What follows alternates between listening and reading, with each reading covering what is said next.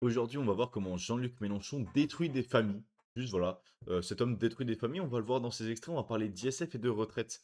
On va voir que c'est des choses qui, 1 moralement sont à repenser, je pense et même financièrement et enfin financièrement surtout pour les retraites. Mais vous allez voir, ouais, moi je dis plus rien, on va regarder les extraits. Piquer un petit peu.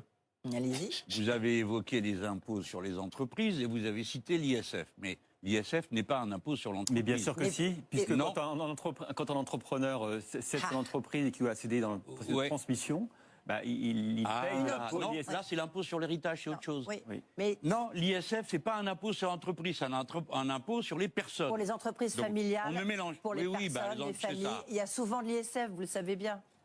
Mais c'est bien ce que je vous dis. Enfin, ça a beau être familial, c'est un revenu personnel. Moi, je vais déjà débloquer tout ça. L'impôt sur les fortunes, c'est en gros, combien de patrimoine tu as. En fait, c'est un peu la taxe Zuckman, combien tu as de patrimoine? Arnaud, je sais pas combien il détient de LVMH, mais ça lui fait un gros patrimoine et ça voudrait dire que c'est de l'argent qu'il ne possède pas et vous allez me dire: «Mais s'il la possède, son patrimoine, c'est ça, sa capitalisation de LVMH, c'est ça». Ouais, mais non, parce que c'est l'argent là, de quoi on parle, c'est des murs, c'est une infrastructure, c'est des personnes, c'est une valorisation. Ça ne veut rien dire, cette personne n'a pas l'argent, il ne possède pas, il n'y a pas de l'argent dans le compte en banque. Donc je vais vous faire, un exemple, concret. Il me semblait, je crois que j'avais vu, Arnaud, c'était, 150 000 000 euros de capitalisation de sa valeur à lui. Combien il vaut?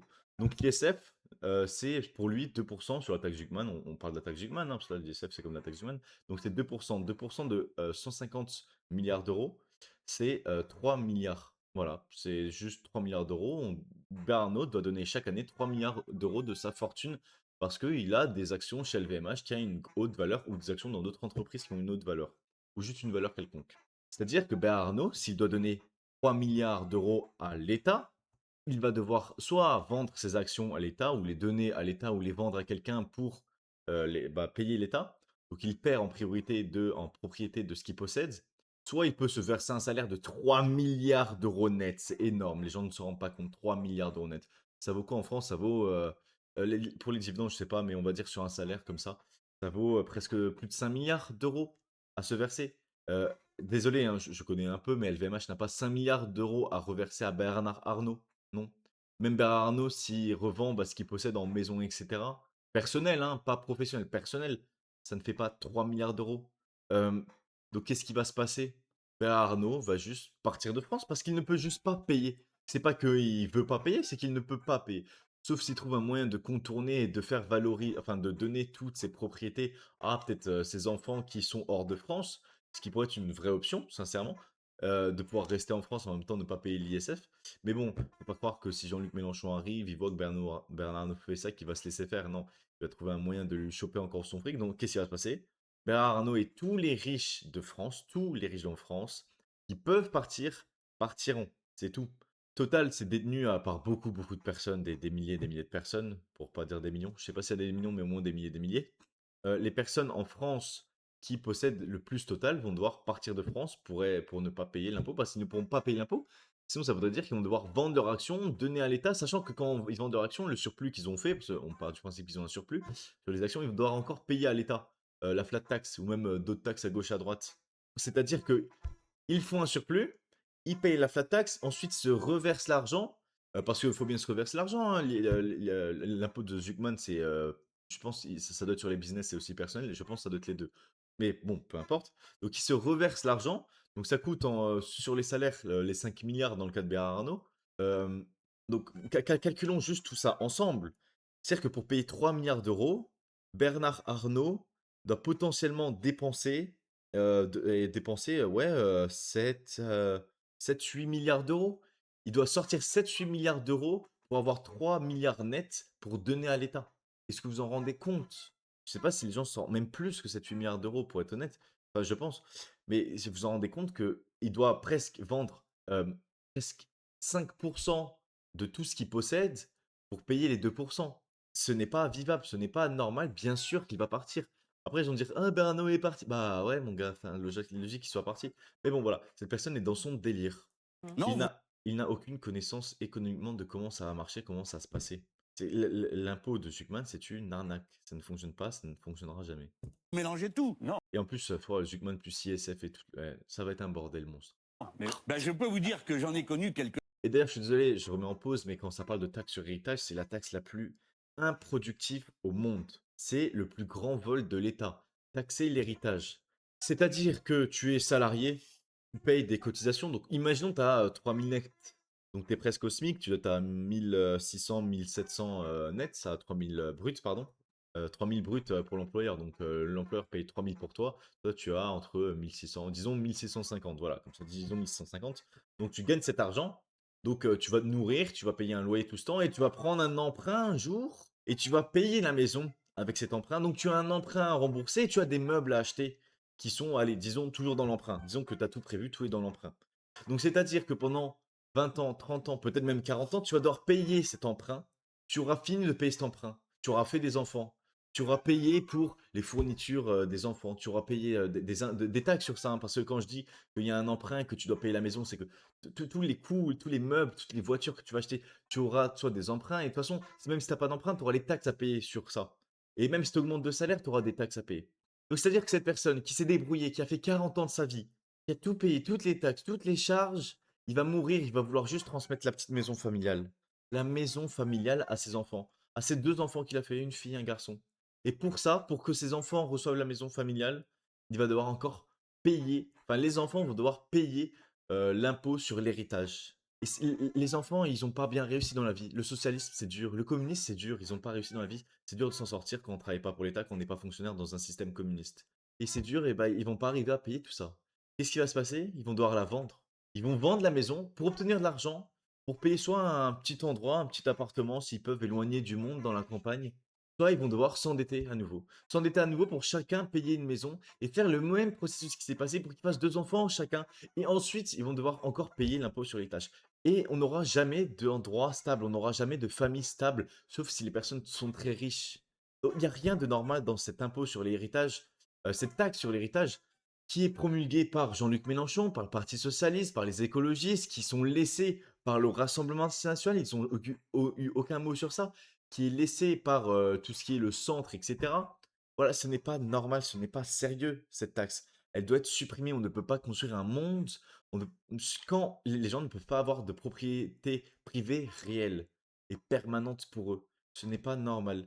Ça fait que on est toujours et tout le temps, pour le reste de notre vie, esclave de la société parce que l'État nous vole notre fric pour mettre dans des projets qui ne fonctionnent pas, qui vont toujours rater.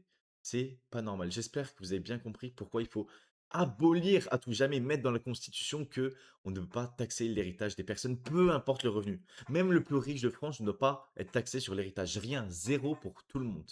Et là, on aura déjà une société plus saine, plus normale, plus structurée, plus constructive, plus productive. Mais bon, et plus efficace. Mais bon, voilà, c'est politique, politocard. Ils pensent que taxer l'héritage, c'est une bonne chose. Mais eux, bien évidemment, ils sont bien placés. Ils trouveront une manière de ne pas payer l'impôt sur l'héritage, la taxe sur l'héritage. Ils trouveront une manière. Et ces enfants seront privilégiés. Ils sont des gens privilégiés. Voilà, ces gens-là, ils votent pour qu'ils vous imposent des normes, des lois, des choses à respecter que eux ne respecteront pas. Eux ne jouent pas dans le même jeu que vous. Voilà. Et ces gens-là sont les vraies personnes qui sont privilégiées par rapport au reste de la population. Les privilégiés, c'est pas les riches, c'est même pas la classe moyenne, non. C'est les gens qui contrôlent, c'est l'État, c'est les politocrates, c'est eux qui sont privilégiés. Il faut abolir tout ça, c'est pas normal. Que grands patrons, ils mélangeaient pas tout. Donc, si vous Ils rétablissez- mélangent pas leur capital d'entrepreneur et leur revenu personnel. Non, mais Jean-Luc Mélenchon, faut être très clair. Si vous rétablissez l'ISF, vous ne Mais là, l'ISF ou le Zuckman, c'est pas du tout sur le revenu personnel des patrons, pas du tout. Non, non, non. C'est sur la valeur du patrimoine que ce que la personne possède. Et le patrimoine, c'est la maison, c'est la voiture, c'est la valeur même peut-être de la personne. Tu vois, j'en ai aucune idée, peut-être que les personnes. Non, je pense pas pour celle-là. Mais voilà, c'est tout ce que la personne possède. C'est-à-dire que la caméra qui me filme, c'est du patrimoine. Le PC qui tourne, c'est du patrimoine. La maison auquel je suis, c'est du patrimoine. Le ventilateur qui est ici, le micro là, les écrans là, tout ça c'est du patrimoine. Les voitures dehors, c'est du patrimoine. Et imaginez une personne voilà, qui a juste une maison qui aurait pu prendre de la valeur. Et bah cette personne va devoir payer l'ISF, le Zuckman et l'héritage, tout, tout, tout. C'est n'importe quoi, c'est délirant. ne rétablirez pas la partie qui porte sur le capital entrepreneurial, sur la possession d'entreprise familiale. Mais moi, je rétablis un. Il n'a pas dit non. S'il vous plaît, quand vous écoutez les partis politiques, écoutez toujours la question de la personne, de l'intervieweur ou de je ne sais qui. Écoutez la question il n'a pas dit non. Il aurait pu se dire: «Ah non, ça je vais pas le faire parce que oui, voilà, c'est injuste parce que» non! Regardons qu'est-ce qu'il va dire. On va se mettre 5 Capital secondes en entre- arrière. Regardons ce qu'il va dire. Il va être, soit il va détourner le sujet, soit il va faire comprendre que oui, soit il va pas répondre à la question. Enfin voilà, vous allez voir. entrepreneurial, sur la possession d'entreprise familiale.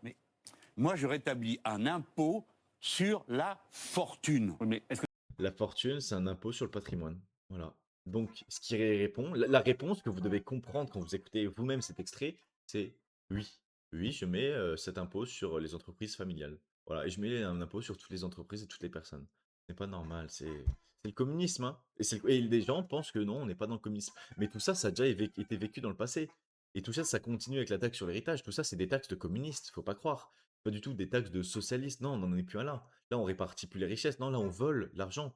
On veut que tout le monde soit égaux et que tout le monde soit pauvre. C'est l'égalité, ça veut pas dire que tout le monde sera riche, pas du tout. Loin de là. Tout le monde sera pauvre. dans la fortune, il y a les Mais- parts d'entreprise que vous détenez? Mais il y a une manière de s'organiser. Et là, l'intervieweur, il comprend pas. Ça veut dire oui, ce qu'il dit. Ça veut dire oui. Et là, il repose la question comme parce qu'il a pas répondu directement, mais indirectement, il a répondu oui. Différemment. Si vous possédez quelque chose, ça fait partie de votre capital. Enfin, quand même. Ah, je sais pas.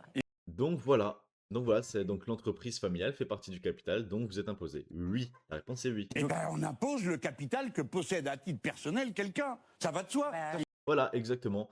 Donc moi, par exemple, là, je vous dis, j'habite dans une maison. Je connais pas du tout la valeur de la maison, mais avec Jean-Luc Mélenchon, si demain ma mère ou mon père meurt, voilà, et ben, donc voilà, donc si demain mes parents meurent, je vais devoir payer un impôt sur la taxe sur l'héritage, et peut-être qu'eux-mêmes devront peut-être payer l'ISF ou la taxe Jugman. Normalement non, parce qu'ils ont mis, ils ont dit sur leur programme que c'est à partir d'1 million ou quelque chose dans le genre. Donc la maison, je peux vous le rassurer, ne vaut pas 1 million, mais bien, une maison, ça vaut bien plus que 100 000 € ou peut-être 200 000 € etc. Et ça, dans le Parti socialiste, j'ai regardé le Parti socialiste, j'ai fait des vidéos dessus. Ils veulent prendre tout l'héritage après 120 000 €. C'est-à-dire que moi, si mes parents meurent, ils veulent donner une maison, voilà, parce que voilà, ils ont travaillé toute leur vie pour ça, ils se sont battus pour ça. Je vais obtenir 120 000 € dans le compte en banque et la maison disparaît. Parce que je ne pourrais pas payer le reste que coûte la maison. Pas du tout. Impossible pour moi de faire ça. Voilà, c'est pas productif. J'espère de tout cœur, mais que ça n'arrivera jamais ces personnes-là au pouvoir. J'ai peur pour moi. Cela, ça voudrait dire que je ne perds pas juste la maison, mais je perds des histoires, je perds des souvenirs, des mémoires, des choses qui sont passées ici. Et juste, bah, je me retrouve dans un appartement, vivre seul, ça va être compliqué. On va tous se retrouver pauvres, ça va être, mais sincèrement, ça me fait peur, ça me fait quelque chose au cœur de me dire, ben, je peux tout perdre si quelqu'un de ma famille meurt. Accidentellement ou peut-être qu'il y a quelqu'un qui m'aime pas sur les réseaux qui en veut à ma famille et je pourrais tout perdre, c'est comme ça. Voilà, merci l'État, vous êtes comme ça. Vous savez ce que ça veut dire. Ça s'appelle l'impôt sur la y fortune. compris sur l'entreprise. Mais alors, Non, mais quand c'est vous, une avez question, quand vous avez un appartement, un logement, et qu'il atteint le niveau de l'impôt sur la fortune, vous le payez. Vous pouvez dire, bah, après tout, je vis dedans, c'est pas normal. Ouais. Allons, ce qui appartient est taxé quand c'est la fortune. Voilà, c'est aussi simple que ça. Donc je rétablis l'impôt sur la fortune, qui représente 3 milliards. Ouais. C'est pas grand-chose, 3 milliards, mais je le rendrai plus progressif. Il arrivera donc à 8 milliards. En gros, ce qui veut dire, c'est qu'il va taxer de plus en plus de personnes. Et le 3 milliards, c'est combien il est censé obtenir à la fin? C'est le 8 milliards. Donc, je suis désolé, mais on a terminé l'extrait. J'espère vraiment que vous comprenez la situation de qu'est-ce qui va se passer si cette personne passe et qu'est-ce qui va se passer si un programme économiquement de gauche va passer au présidentiel. On va tout perdre en fait. Le français moyen et même le français presque pauvre hein, pourrait tout perdre. Tu veux t'en sortir dans la vie? L'État est là pour te dire que non, tu ne vas pas t'en sortir dans la vie. Donc je suis désolé, mais pour la prochaine vidéo, on fera les retraites. Là, on a déjà une vidéo de plus de 10 minutes. Donc on se voit dans la prochaine vidéo. À très vite.